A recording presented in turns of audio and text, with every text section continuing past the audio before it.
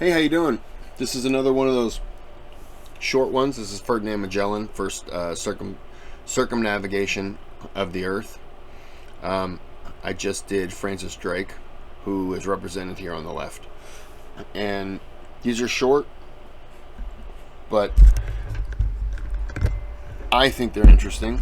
So I'm going to watch it, and I'm going to react to it. And since you're watching it, you're either going to continue to watch it, and whatever, I can't tell you to like it, or you're just going to click off of it and see my other video that I do in the day. So without further ado, video. Collaboration.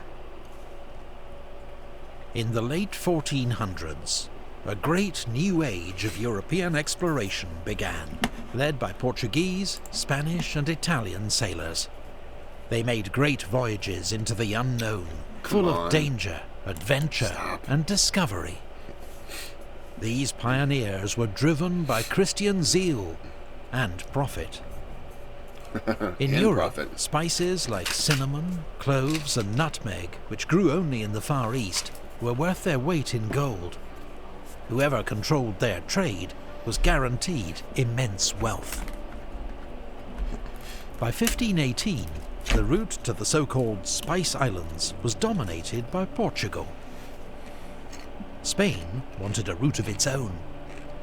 Enter 38-year-old Portuguese sailor Fernão de Magallan. Ferdinand Magellan, as he's known in English, was a brilliant navigator who'd spent many years sailing the Indian Ocean.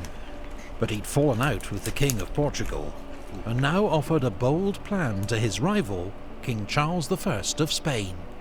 Ooh. Magellan believed it was possible to sail around the New World and reach the Spice Islands from the east, since, contrary to popular myth, it had been widely accepted for centuries that the Earth was round. King Charles accepted Magellan's proposal and helped him assemble an expedition with 270 crew and 5 ships known as carracks. Wow, they had 5. The fleet set sail on the 20th of September 1519 and crossed a stormy Atlantic to reach the future site of Rio de Janeiro in modern Brazil. Yeah, that's cool. Here the men traded with local tribes, exchanging simple objects like metal fish hooks and playing cards for fresh food and water. Magellan continued south.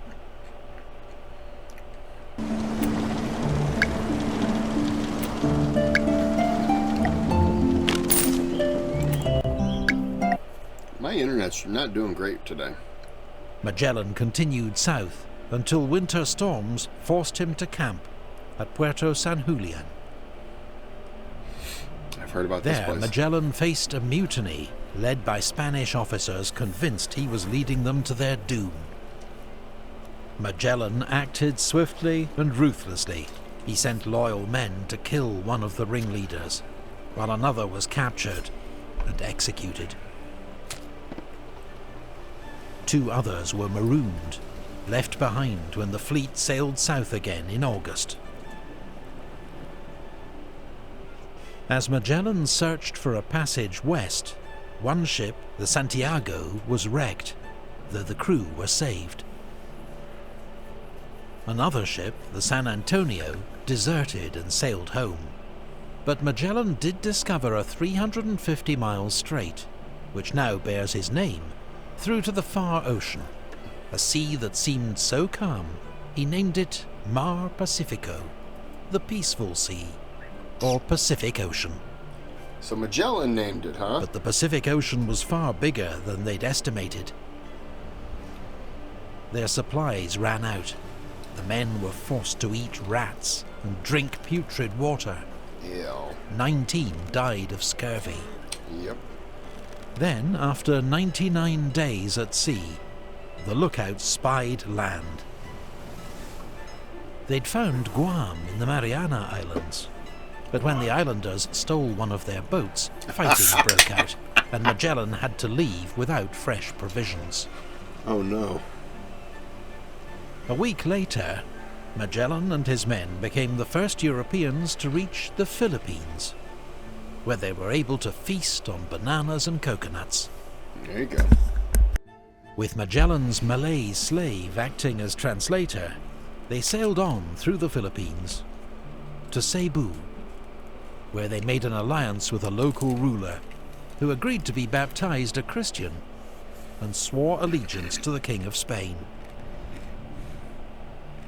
A local chief from the island of Mactan then asked Magellan for help in defeating his rival, named Datu Lapu-Lapu, and Magellan agreed.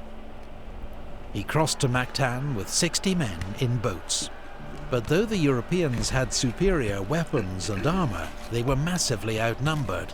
After burning the enemy village, Magellan's men were driven back into the shallow water, where Magellan himself was cut down as they tried to reach the boats. Now, their former allies on Cebu turned on Magellan's crew, butchering 30 of them in an ambush. Holy shit. The survivors fled. With only enough men left to crew 2 ships, they burned the Concepcion and continued their search for the Spice Islands. So Magellan They was travelled killed? to the Muslim court of Brunei on Borneo and were amazed by its splendour. Finally, with the help of local guides, and more than 2 years after sailing from Spain, they reached their destination, the Spice or Maluku Islands, today part of Indonesia. They traded everything they had for all the clothes their 2 ships could carry. But as they prepared for the long voyage home, the Trinidad sprang a leak and had to stay behind for repairs. Its crew later tried to return to Spain across the Pacific, but most of the men became sick or died. The survivors had to return to the Maluku Islands, where they and the Trinidad were captured by the Portuguese. The Victoria, the last and smallest ship of Magellan's fleet, sailed west for home, captained by Juan Sebastian Elcano. Crossing the Indian Ocean, it took 9 weeks of battling headwinds before they could round the Cape of Good Hope. The men began to starve once more. 21 died before they found fresh provisions at Cape Verde. On the 8th of September 1522, almost exactly 3 years after their departure, the famished, exhausted crew of the Victoria cast anchor at Seville, Spain. Just 18 of the original crew of 270 had made it home. Wow. But what they and Magellan's expedition had achieved was astonishing. The first voyage of circumnavigation around the world. Mankind at last had final conclusive proof that their planet was a sphere, and a greater idea than ever before of its vast size. It was an incredible feat, not repeated for 58 years, when an Englishman named Francis Drake made his own remarkable voyage around the Earth. This video was made with our friends at I didn't realize Magellan was killed. For some reason, I always figured he just lived. I'm sure I learned that in school, but I just didn't care. It's crazy. So technically, he didn't actually circumnavigate the Earth. He did get a good distance. He didn't get the whole way. That's kind of crazy. So, I mean, in a way, I consider Drake the first one then. What? Drake was the first Englishman.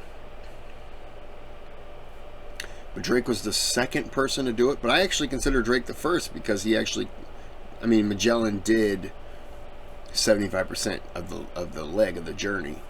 But I guess you're just kind of pulling hairs at this point.